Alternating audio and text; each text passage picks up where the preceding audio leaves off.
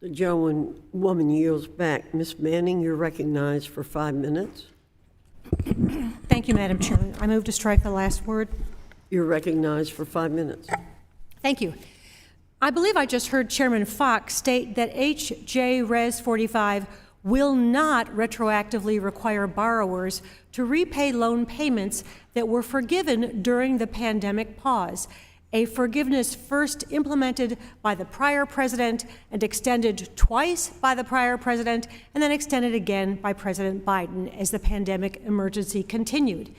If indeed Republicans who drafted this resolution have no intention to claw back loan forgiveness from the 1,074,824 North Carolina borrowers who are just doing all they can to pay their bills, raise their families, get the education they need to fill those good jobs that are going unfilled in my district, then I suggest that the chairman withdraw H.J. Res. 45 and redraft it in a way that clarifies and reflects the statement she just made in this markup.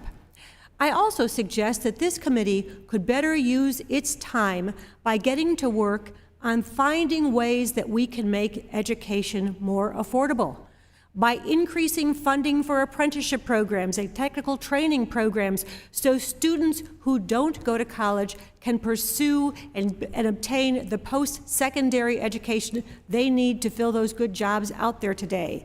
We could also make sure that public service loan programs actually works for the public servants who do everything they can to work in the public sector and make those payments for 10 years. And I'm talking about teachers and nurses and doctors who thought they would have their loans forgiven. And then after 10 years of hard work and loan payments, they discovered that there were complicated rules they didn't even know about that prevented their loans from being forgiven.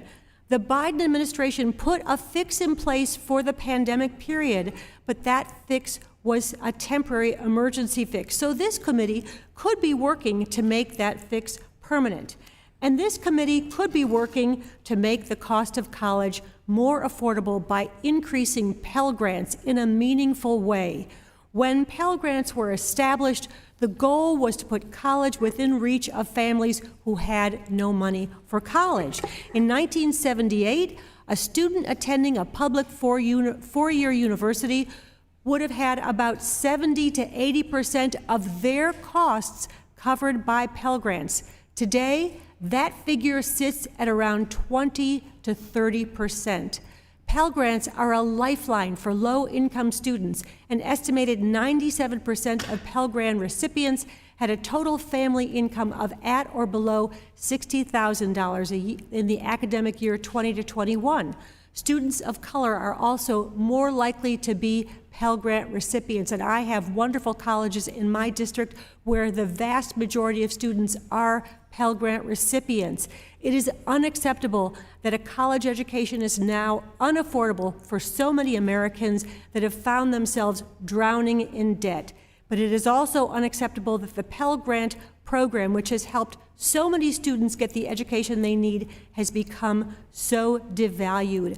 So Congress could be doing, and this Education Committee could be doing what they need to do to make college more affordable for students rather than clawing back loan forgiveness as this H.J. Res. 45 is doing. So I urge my colleagues to vote no, and with that, I yield back.